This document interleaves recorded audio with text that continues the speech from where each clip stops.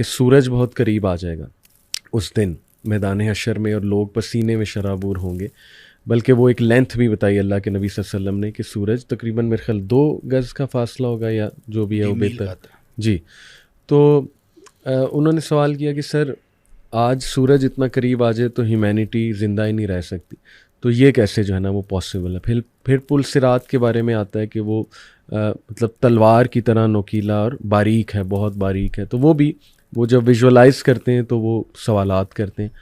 تو اس حوالے سے سب سے پہلے ہماری اپروچ کیا ہونی چاہیے؟ احادیث بالکل صحیح ہیں، ہمارا ان پہ ایمان ہے، قرآن پہ تو کوئی کویسچن ہی نہیں ریز کر سکتا، سوال ہی نہیں پیدا ہوتا. تو یہ باتیں تو قرآن اور صحیح حدیث میں بالکل ہیں، تو ان کو کیسے سمجھا جائے؟ بسم اللہ الرحمن الرحیم، الحمدللہ والصلاۃ والسلام علی رسول اللہ وبعد. محمد علی بھائی، پہلے تو واقعی یہ بڑا سرپرائزنگ تھا میرے لیے جب آپ نے مجھے بتایا کہ ٹاپک یہ ہے.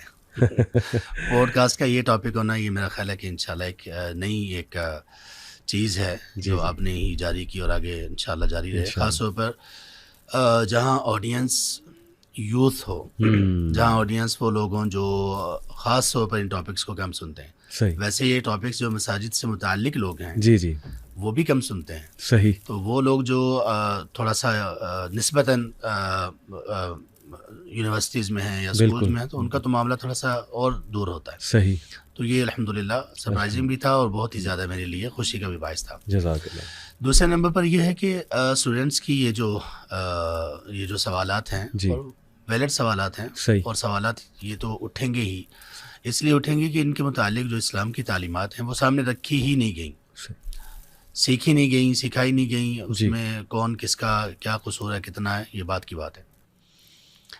تو ہم لوگ جب اسٹوڈنٹس سے یہ سوال سنتے ہیں تو اس میں ایک بنیادی چیز اگر ان کو سمجھا دی جائے تو تمام سوالات کا جواب ہو جائے گا. صرف یہی سوالات نہیں، اس سے ریلیٹڈ سوالات جو کیے جاتے ہیں، مجھ سے کئی مرتبہ کیے گئے، آپ سے بھی کیے گئے ہوں گے یقیناً.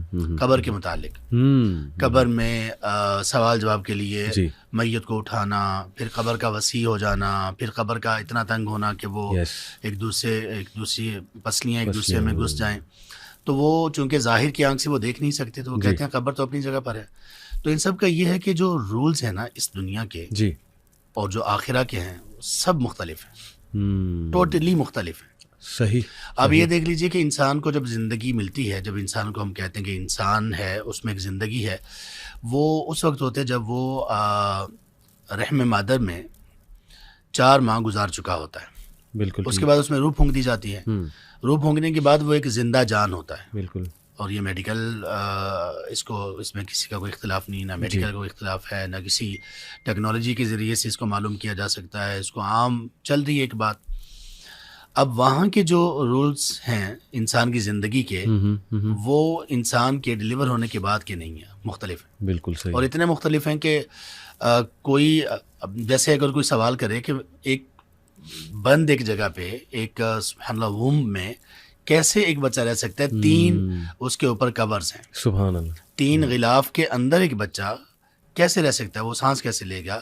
تو اللہ تعالیٰ نے اس کے رولز ہی مختلف رکھے ہیں. صحیح. جب وہ دنیا میں آ گیا تو واپس ایسی کنڈیشن میں اس کو لوٹانا اس کی موت ہے. اچھا، یہ زندگی کی ابھی باتیں ہیں. صحیح. تو زندگی کے بہت سارے ایسے رولز ہیں جو اس دنیا میں ہیں جن کا ہمیں ابھی تک ادراک یا علم بھی نہیں، اور جو ہمارے سامنے ہیں اس کو بھی ہم اندازہ نہیں لگا سکتے. اسی طرح سے جب موت آئے گی نا، موت کے بعد بلکہ موت سے کچھ پہلے ہی انسان کو فرشتے دکھائی دینا شروع ہو جائیں گے. اس وقت سے لے کر پھر آگے سب کچھ مختلف ہے. صحیح. ٹوٹلی مختلف ہے. اب یہ اندازہ کیجئے کہ انسان کی جو فرسٹ فلائی ہوگی اور اس کے روح کی جو اس کے جسم سے نکالا جائے گا، وہ وہاں تک ہوگی جہاں تک ابھی دنیا شاید ابھی تصور بھی نہ کر سک رہی ہو. آسمان جو فزیکل ایک آسمان ہے نا، ہمارے ہاں فضا کا اور اسپیس کا تو ایک تصور ہے، گیلیکسیز کا ایک تصور ہے، لیکن جو آسمان ہے وہ فزیکل ایک چیز ہے. قیامت کے دن پھر اس کے دروازے بھی ہوں گے اور پراپر پتہ چلے گا فرشتے اتر رہے ہیں، اور پراپر وہ ایک فزیکل چیز ہے. صحیح. تو پہلی جو فلائٹ ہوگی انسان کی، جیسے ہی روح نکلی، ایک مومن کی تو ماشاءاللہ پہلا آسمان، دوسرا، تیسرا، چوتھا، پانچواں، چھٹا، اور ایک یہ دوسرا جو شخص ہوگا اس کی بھی پہلے آسمان تک ہوگی. اتنی تیزی سے کیسے آدمی وہاں جا سکتا ہے؟ صحیح. صحیح. تو رولز بالکل مختلف ہیں. بالکل ٹھیک. اگر ہم ان کو ان دنیا کے رولز کے مطابق پرکھیں گے تو پھر ہم کبھی بھی اس میں کنفیوژن سے باہر نہیں نکل سکیں. بالکل ٹھیک. اور یہی تو ایمان ہے، الذین یؤمنون بالغیب، غیب پر یہی ایمان ہے، اور کوئی چیز ایسی نہیں ہے جو آپ کو اس کے احوال کی خبر دے، اس کے باوجود کہ ہم کتنی ایڈوانسمنٹ پہ پہنچ چکے ہیں۔ تو پھر ایک ہی سورس ہے، اور اس سورس کے ذریعے سے جو ہمیں پتہ چلا ہمارا اس پر ایمان ہے۔ زبردست زبردست۔ تو میں جو سمجھا ہوں آپ کی بات سے کہ فزیکل لاز اس وقت کے اور ہوں گے، ہمارے نہیں ہوں گے، اور یہ بہت پاسبل ہے۔ آج بھی سائنٹسٹ اس پہ جو ہے نا وہ بات کر رہے ہیں، بلکہ میں آپ کے سامنے وہ ایک مثال اکثر اسٹوڈنٹس کو بھی دیتا ہوں۔ یہ تصور جو ہے نا، کاردشیو ایک رشین فزسسٹ تھا، اس نے ایک تھیوری پیش کی تھی۔ اس نے کہا تھا کہ ہم سے ایڈوانسڈ سویلائزیشنز ہو سکتی ہیں اس پوری کائنات میں، اور اس نے ان کو نمبرز دیے۔ جیسے دنیا کو اس نے ٹائپ 1 کہا۔ ٹائپ 1 سویلائزیشن وہ ہے جو اپنے جو سٹار سسٹم ہے، جو اپنا ستارہ ہے، اس سے جو انرجی آ رہی ہے اس کا فائدہ اٹھا سکے۔ یا اس نے کہا کہ جو اپنے پلینٹ میں، جو ان کے پلینٹ میں منرلز ہیں، ریسورسز ہیں، انرجی سسٹمز ہیں، ان کا فائدہ اٹھا لے، renewable naan renewable energy. Type 2 اس نے کہا کہ وہ سویلائزیشن ہے جو اپنے تمام ارد گرد، یعنی اپنے سولر سسٹم کی جو انرجی ریسورسز ہیں ان پہ قابو کر لے۔ اب دیکھیں جیسے ہمارے سولر سسٹم میں ایسے پلینٹس موجود ہیں کہ ان کا ایک پتھر، صرف ایک پتھر اگر یہاں پہ آ جائے نا تو وہ قیامت تک الیکٹریسٹی جنریٹ کرنے کے لیے کافی ہوگا، یعنی اس میں اتنی انرجی ہے۔ یعنی ایسٹرائڈ ایک آ جائے، پتھر سے میری یہ مراد ہے۔ پھر اس نے کہا ٹائپ 3 سویلائزیشن ہے، وہ اس سے بھی ایڈوانسڈ ہے۔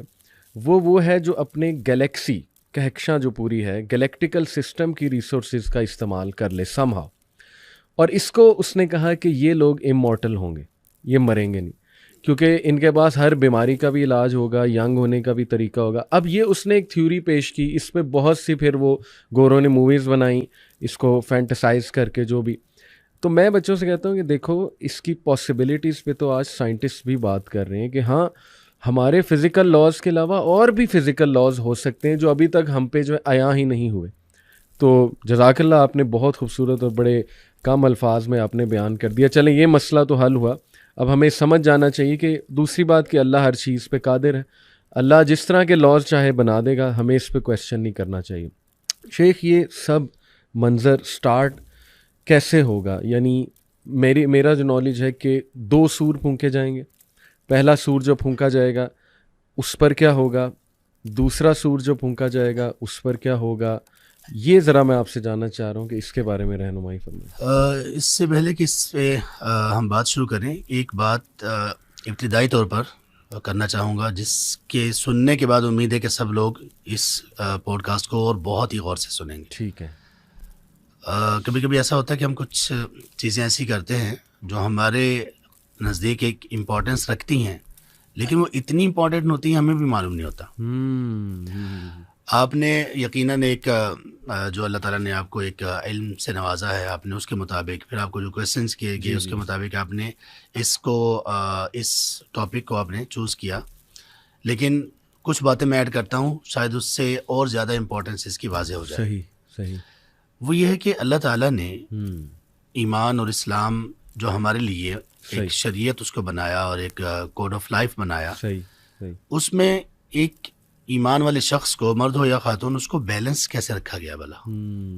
یہ جو آخرت کا کانسیپٹ ہے نا، جی یہ وہ بیلنس ہے جس کے بغیر حلال حرام، جائز ناجائز، غلط اور صحیح، اس میں فرق کرنے کے بعد اس کے مطابق چلنا، استقامت حاصل کرنا، یہ تقریباً ناممکن ہے، نفسیاتی طور پہ پاسبل ہی نہیں ہے۔ آپ کا مطلب ہر انسان کو اللہ تعالیٰ نے پیدا کیا، اور انسان کو اللہ نے پیدا کرنے کے بعد اس میں جو چیزیں رکھی ہیں، اس کی جو نفسیات بنائی ہے، جو انسان کی خواہشات بنائی ہیں، وہ تو اللہ کی طرف سے بنائی گئی ہیں۔ بالکل۔ ان میں ایک چیز یہ ہے کہ یہ سارا کچھ کیوں ہو، تو اللہ تعالیٰ نے انبیاء کے ذریعے سے ایک عقیدہ دیا، عقیدہ آخرت، کہ دیکھو صرف یہ نہیں ہے، اس کے بعد بھی کچھ ہے۔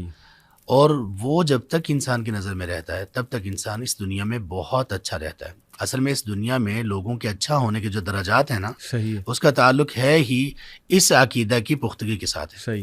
جو اس میں جتنا پختہ ہوگا وہ اتنا ہی اللہ کے قریب ہوگا، بالکل ٹھیک، اتنا ہی زیادہ وہ متقی ہوگا، اتنا ہی زیادہ وہ پارسا ہوگا، اتنی ہی اس کے مینرز اچھے ہوں گے، وہ ایتھکس پر بہت اچھا چل رہا ہوگا، وہ دنیا کی ہر فیلڈ میں بہت اچھا ہوگا. صحیح صحیح. اور ان میں سب سے بہترین لوگ انبیاء علیہ السلام تھے، کیونکہ ان کا ایمان سب سے زیادہ تھا. بالکل یہ پہلو ہے. بہترین. دوسرا پہلو آپ یہ دیکھیے کہ اللہ تبارک و تعالیٰ نے نبی مکرم صلی اللہ علیہ وسلم پر آخری وحی کی جو ابتدا کی، ابتدا کیا ہے اور انتہا کیا ہے. ابتدا اور انتہا دونوں کو سامنے رکھیں تو اس ٹاپک کی امپورٹنس ہمارے سامنے آئے گی. صحیح. ابتدا ہے اقرأ بسم ربک الذی خلق، صحیح. خلق الانسان من علق. یہاں پہ اللہ تعالیٰ نے انسان کی ابتدا، انسان کی کریشن، انسان کیسے، اس کی تخلیق کیسے ہے، کس چیز سے پیدا کیا گیا، اس کی بات کی گئی ہے. ٹھیک ہے. اور قرآن کی سب سے آخری آیت کون سی ہے؟ عام طور پر لوگوں میں مشہور ہے الیوم اکملت لکم دینکم، جبکہ یہ نہیں ہے. اس کو جن اہل علم نے آخری قرار دیا وہ اس لیے قرار دیا کہ اس کے بعد حلال حرام میں سے کچھ نازل نہیں ہوا. لیکن سب سے آخر میں جو اللہ نے پیغام دیا، اللہ کی کتاب ہے، ایسی کوئی کتاب نہیں، اللہ کا کلام ہے. اللہ تعالیٰ نے جس بات پر اس کا اختتام کیا ہوگا وہ معمولی تو نہیں ہو سکتی نا. جبکہ اس کتاب میں کیا نہیں اللہ تعالیٰ نے بیان کر دیا. تبیان لکل شیء، اس کو کہا گیا سورۃ النحل میں، کہ کسی بھی چیز کے بارے میں جو قرآن بتاتا ہے وہ اتنی وضاحت ہے، اتنی وضاحت ہے کہ آپ کسی اور جگہ سے حاصل نہیں کر پاتے. حلال ہو گیا، حرام ہو گیا، سابقہ اقوام کے واقعات ہو گئے، پریڈکشنز ہو گئیں، اور آخر تک جتنے بھی معاملات تھے وہ ہو گئے. آپ کے اخلاقیات کے بارے میں بتا دیا گیا. اب آخری میسج کیا ہے؟ واتقوا، سورہ بقرہ آیت نمبر 281. واتقوا یوما ترجعون فیہ الی اللہ ثم توفی کل نفس ما کسبت وهم لا یظلمون. اصل اس میں دو چیزیں ہیں، ثم ترجعون، واتقوا یوما ترجعون فیہ الی اللہ. یہاں موت کا ذکر نہیں کیا گیا، کیونکہ موت پہ اختلاف ہی کسی کا نہیں ہے، بلکہ دنیا میں ایک واحد موت ہی تو ہے جس میں کسی کا اختلاف نہیں ہے. اللہ نے موت کا ذکر نہیں کیا یہاں پہ. اللہ تعالیٰ نے واتقوا یوما ترجعون فیہ الی اللہ، اس کا ذکر کیا جس کی بات ابھی ہم کرنے والے ہیں. اور صرف اس ذکر کو ایسے ادھورا نہیں چھوڑا، بلکہ یہ کہا ثم توفی کل نفس ما کسبت، کہ وہ دن قائم ہی اس لیے کیا گیا کہ ہر کسی کو اس کا بدلہ مل جائے. صحیح. یہ دو چیزیں ہوں گی علی بھائی. تیسری چیز یہ کہ اب اسلام نے ہمیں اس پہ تیار کیسے کیا. آپ کی جتنی پوڈ کاسٹ ابھی تک ہوئی ہیں اور جتنی آپ نے دیکھی ہیں لوگوں کی ہوتے ہوئے، اس میں یہ بہت کم ہوگا، نادر ہوگا، شاید نہ ہی ہو. صحیح. جبکہ اسلام یہ کہتا ہے کہ یہ وہ ٹاپک ہے جس پر سب سے زیادہ بات کرو، اور نبی صلی اللہ علیہ وسلم نے اس کا حکم دیا ہے. سنن ترمذی میں ہے اکثر ذکر ہذه اللذات، لذتوں کو توڑنے والی جو چیز ہے اس کا ذکر زیادہ کیا کرو. ہم تھوڑا بھی نہیں کرتے، بلکہ ہمارے ہاں تو یہ پایا جاتا ہے کہ خوشی کے موقع پر اگر کوئی شخص موت کی بات کر دے تو ہم اس کو منحوس خیال کرتے ہیں کہ یار آپ اتنے اچھے موقع پر کیسی باتیں کر رہے ہیں. اچھا، اب اسی کا ایک پہلو یہ ہے کہ ہمیں سوتے ہوئے کیا بتایا گیا اور اٹھتے ہوئے کیا بتایا گیا. اتنی ہماری پریکٹس کروائی گئی کہ آپ سوتے ہوئے کہہ رہے ہیں اللہم بسمک اموت و احیا، آپ اٹھتے ہیں الحمدللہ الذی احیانا. اور قرآن کریم کا یہ میں کئی دفعہ اپنے اسٹوڈنٹس کو بھی فاسٹ یونیورسٹی میں پڑھاتے ہوئے اسٹوڈنٹس کو بھی میں کہہ چکا ہوں کہ یہ آپ میرے سامنے اس کو ایکسپیریمنٹ کریں. آپ بھی بے شک کیجئے، لوگوں سے کروائیے. آپ مصحف کو، قرآن کریم کو کھولیے کسی بھی جگہ سے رینڈم، ٹھیک ہے، آپ کے سامنے 2 پیجز کھلیں گے. صحیح.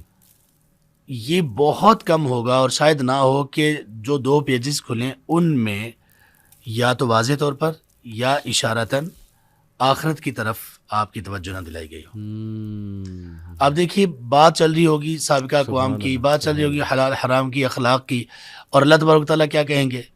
واللہ بصیر بما تعملون. اللہ تمہیں دیکھ رہے ہیں جو تم کر رہے ہو. جب اللہ دیکھ رہے ہیں جو ہم کر رہے ہو تو پھر اس کا افیکٹ کیا ہے؟ افیکٹ یہ ہے کہ اسی کے مطابق تمہیں بدلہ دیا جائے گا. سبحان اللہ.